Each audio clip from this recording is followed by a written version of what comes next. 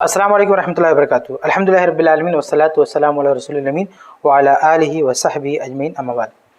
क़िस्से अंबिया अलैहिस्सलाम के इस सिलसिले की चौथी कड़ी लेकर आपके सामने हाजिर हुआ हूँ। हमारी बात हो रही थी आदम अलैहिस्सलाम से मुतल्लिक। आज हम बात करेंगे कि आदम अलैहिस्सलाम जब दुनिया में आए, ज़मीन पर उतारे गए, तो उस वक्त क्या हुआ। तो देखिए, इससे पहले हम देख चुके हैं कि आदम अलैहिस्सलाम ने जन्नत में एक गलती की थी, उनसे एक चूक हुई थी, बाद में अल्लाह ताला ने उन्हें माफ़ कर दिया, लेकिन उसके बाद अल्लाह ताला ने उन्हें दुनिया में उतार दिया। दुनिया में कहाँ पे उतारा, तो इसके बारे में कोई सही रवायत मौजूद नहीं है, न तो कुरान की आयत में है और न अल्लाह के नबी की किसी हदीस में है। अलबत्ता मुसन्नफ़ अब्दुर रज़्ज़ाक़ में अली रज़ी अल्लाह अन्हु से सही सनद से साबित है। वो कहते हैं कि खैरु वादियैनि फिन्नासि ज़ी मक्का व वादिन फिल हिंद हबत बिही आदम सल्लल्लाहु अलैहि वसल्लम। अली रज़ा फरमाते हैं कि ज़मीन में दो वादियाँ, दो जगहें बहुत अच्छी हैं। एक जगह मक्का में है और दूसरी जगह हिंदुस्तान में है। हबत बिही आदम, जहाँ पे आदम अलैहिस्सलाम नाजिल हुए थे, जहाँ उतरे थे। तो अली रज़ी अन्हु से ये रवायत सही सनद से साबित है, बल्कि शेखैन की शर्त पर यह रवायत साबित है कि अली रज़ा ने फरमाया कि आदम अलैहिस्सलाम हिंदुस्तान में उतरे थे। लेकिन ये अली रज़ी अन्हु से साबित है। अब इस बात की कोई ज़मानत नहीं है, कोई गारंटी नहीं है कि अली रज़ी अल्लाह ने ये बात अल्लाह के नबी सल्लल्लाहु अलैहि वसल्लम से ही सुनी है या किसी अहले किताब से सुनी है, यानी इसराइली रवायत है। और ज़न्ने गालिब ये है कि ये इसराइली रवायत ही है, मतलब इसको हम हदीस रसूल नहीं कह सकते, हुक्मन मरफू भी नहीं कह सकते, क्योंकि इसका माखज़ इसराइली रवायात भी हो सकती हैं। तो ये शायद इसराइली रवायत है, अली रज़ा ने इसको बयान फरमाया है। लेकिन बहरहाल इतनी बात तो है कि सहाबा में से अली रज़ा ये बयान करते थे कि आदम अलैहिस्सलाम हिंदुस्तान में उतरे। आगे बढ़ते हैं, एक चीज़ और वाज़ेह करते हैं कि अल्लाह रब्बुल आलमीन ने आदम अलैहिस्सलाम को धरती पर, ज़मीन पर क्यों उतारा। बाज़ लोग ये समझते हैं कि जन्नत में जो गलती की थी आदम अलैहिस्सलाम ने, उसकी पादाश में बतौर सज़ा अल्लाह तबारक व तआला ने आदम अलैहिस्सलाम को इस धरती पर उतार दिया। ये बात दुरुस्त नहीं है। जन्नत में आदम अलैहिस्सलाम से एक गलती हुई, उन्होंने माफ़ी मांगी, अल्लाह ने माफ़ किया, वो मामला ख़त्म हो गया। लेकिन धरती पर उनका उतारा जाना ये पहले से प्लान था, ये पहले से तय था। सूरह बकरा में अल्लाह ताला ने कहा फरिश्तों से आदम अलैहिस्सलाम को बनाने से पहले, इन्नी जाइलुन फिल अर्द खलीफा, कि मैं ज़मीन में एक नस्ल पैदा करना चाहता हूँ, यानी आदम अलैहिस्सलाम को, इंसानों को पैदा करना चाहता हूँ। तो अल्लाह रब्बुल आलमीन पहले से ही ये फैसला कर चुका था कि आदम अलैहिस्सलाम और उनकी औलाद को इस धरती पर बसाना है। ये अल्लाह का पहले ही फैसला हो चुका था। और फरिश्तों ने उस टाइम पे कहा भी था कि यहाँ पे एक मखलूक और पैदा की जा चुकी है, उन्होंने बहुत फसाद फैलाया, तो अल्लाह ताला क्यों इनको पैदा कर रहा है। तो पूरी तफसील सूरह बकरा में है।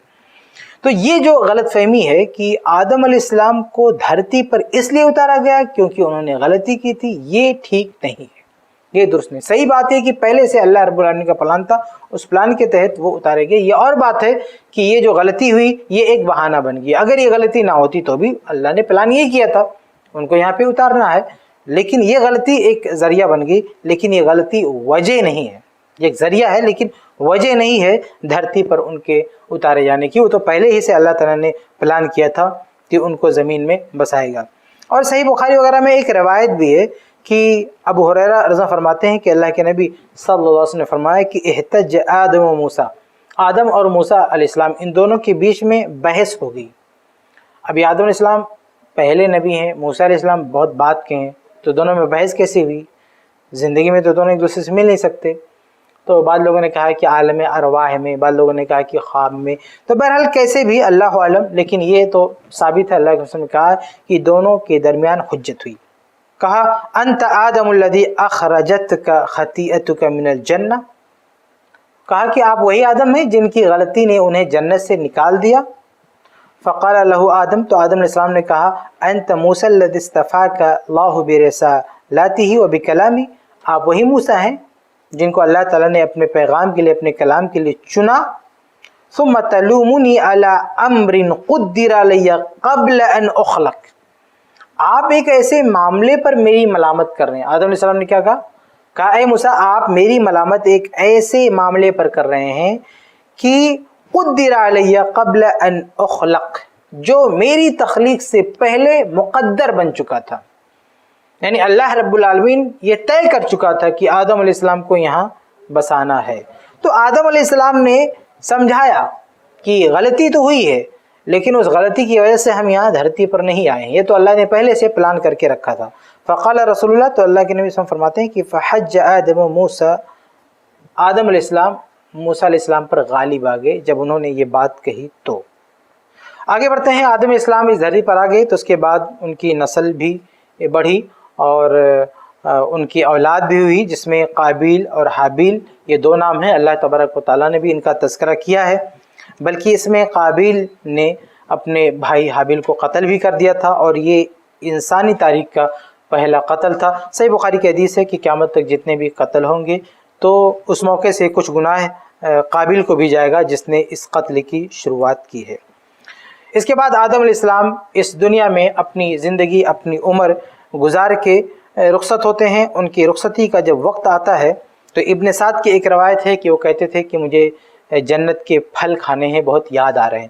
ظاہر ہے کہ وہ جنت میں رہ چکے تھے اور بہت سارے پھل کھا چکے تھے، صرف ایک پھل سے اللہ نے روکا تھا، باقی تو سب کھا پی رہے تھے، تو وہ ان کو یاد آ رہے تھے، تو وہ کہتے تھے مجھے جنت کے پھل یاد آ رہے ہیں۔ یہ اشارہ تھا کہ اس دنیا سے جانے کا وقت ان کا ہو چکا ہے۔ اور سنن ترمذی کی ایک روایت ہے کہ جب آدم علیہ السلام کے پاس فرشتہ آیا ان کی جان نکالنے کے لیے، تو آدم علیہ السلام نے کیا کہا قد اجلت، تم تو بہت پہلے آ گئے، ابھی میرا ٹائم نہیں ہوا ہے۔ تو قد کتب لی 1000 سنہ، میری عمر تو 1000 سال ہے، یعنی اللہ نے مجھے جو بتایا تھا وہ 1000 سال زندہ ہے۔ بہت سارے انبیاء علیہ السلام کو اللہ تعالیٰ بتا دیتا ہے کہ تمہیں کب تک رہنا ہے، موت کا وقت بھی اللہ تعالیٰ بتا دیتا ہے۔ تو اس روایت کے مطابق اللہ تعالیٰ نے آدم علیہ السلام کو بھی بتایا کہ تمہاری عمر 1000 سال ہے۔ تو فرشتے سے کہا کہ ابھی تو 1000 سال نہیں ہوئی، پھر کیسے آگے؟ قال بلا، فرشتے نے کہا ہاں ٹھیک ہے، آپ کی عمر 1000 سال تھی، وَلَكِنَّكَ جَعَلْتَ لِابْنِكَ دَاؤُدَ 60 سنہ، لیکن آپ نے 60 سال اپنے بیٹے داؤد کو دے دیا ہے۔ تو یہ روایت لمبی ہے، شروع میں یہ ہے کہ اللہ رب العالمین نے جب داؤد علیہ السلام کا ذکر کیا آدم علیہ السلام کے پاس، تو آدم علیہ السلام نے کہا کہ میری عمر کے 60 سال ان کو دے دینا، تو اللہ نے کہا ٹھیک ہے، تو 60 سال ان کو دے دیا گیا، تو ان کا جو 1000 سال تھا اس میں 60 سال مائنس ہو گیا۔ تو اس سے پہلے جب پہنچ گئے فرشتے جان نکالنے کے لیے، تو یہ کہہ رہے کہ ابھی تو میرا پورا نہیں ہوا، تو فرشتوں نے یاد دلایا کہ آپ اپنا 60 سال کسی اور کو دے چکے ہیں، اس لیے آپ کا وقت پورا ہو چکا ہے۔ تو یہاں پہ ہے کہ فجاہد ذریتہ، تو آدم علیہ السلام کو یاد نہیں آیا کہ کبھی ایسا ہوا، تو انہوں نے انکار کیا، تو اب ان کی پوری نسل سے ایسی چوک ہوگی، یعنی وہ بھول جایا کرے گی۔ اور آگے ونسیہ فنسیہ ذریتہ، آدم علیہ السلام بھول گئے، اب ان کی ذریت بھی بھولا کرے گی۔ تو یہ بشری تقاضا ہے، یہ بشری صفت ہے کہ آدمی بات بھولا کرے گا۔ آدم علیہ السلام سے بھی یہ بھول ہوئی تھی، اس لیے لوگ بھول سکتے ہیں۔ فَمِن يَوْمَئِذٍ أُمِرَ بِالْكِتَابِ وَالشُّهُودِ، تو حدیث کے آخری الفاظ ہیں کہ اسی دن سے حکم دیا گیا ہے کہ اب لکھ لیا جائے معاملات کو اور گواہ بنا لیا جائے، کیونکہ بھولا جا سکتا ہے، کوئی انکار کر سکتا ہے، اس لیے ایسا کوئی معاملہ ہو تو اس کو لکھ لیا جائے اور گواہ بنا لیا جائے۔ بہرحال جب ان کی موت کا وقت آ گیا تو ان کی موت واقع ہو گئی۔ مستدرک حاکم کی روایت ہے، اللہ کے نبی صلی اللہ علیہ وسلم فرماتے ہیں کہ جب ان کی وفات ہوئی، لما توفی آدم غسلته الملائکۃ بالماء وترا والحدوا له وقالوا هذه سنة آدم في ولده، کہ جب ان کی وفات ہوئی تو آدم علیہ السلام نے ان کو غسل دیا اور طاق عدد میں ان کو نہلایا، والحدوا، اور ان کی لحد بنائی، قبر بنائی، اور کہا هذه سنة آدم في ولده، کہ یہی سنت ہے آدم اور ان کی اولاد کے لیے کہ جب بھی کوئی فوت ہوگا تو ان کو ایسے نہلایا جائے گا، ایسے ان کو قبر میں دفن کیا جائے گا۔ تو یہ آدم علیہ السلام کے آخری وقت کے حالات تھے کہ کس طرح سے دنیا میں آئے اور پھر اس دنیا سے گئے۔ صحیح بخاری کی ایک روایت ہے کہ اللہ کے نبی صلی اللہ علیہ وسلم جب معراج میں گئے تھے تو وہاں جن انبیاء سے آپ کی ملاقات ہوئی تھی اس میں آدم علیہ السلام بھی تھے، اس کا بھی تذکرہ ہے۔ اسی طرح بہت ساری احادیث میں یہ بھی ہے کہ قیامت کے دن اللہ رب العالمین جب انسانوں کو جنت میں داخل کرے گا تو آدم علیہ السلام کی حیت پر، ان کی کیفیت پر، ان کی شکل میں داخل کرے گا۔ تو یہ چند باتیں تھیں آدم علیہ السلام کی زندگی سے متعلق، جسے ہم نے کئی حصوں میں آپ کے سامنے پیش کیا ہے۔ اللہ سے دعا ہے کہ اللہ تعالیٰ ہم سب کو توفیق دے کہ اس میں جو بھی ہمارے لیے سیکھنے کی بات ہے ہم اس کو سیکھیں، اس پہ عمل کریں۔ آمین رب العالمین۔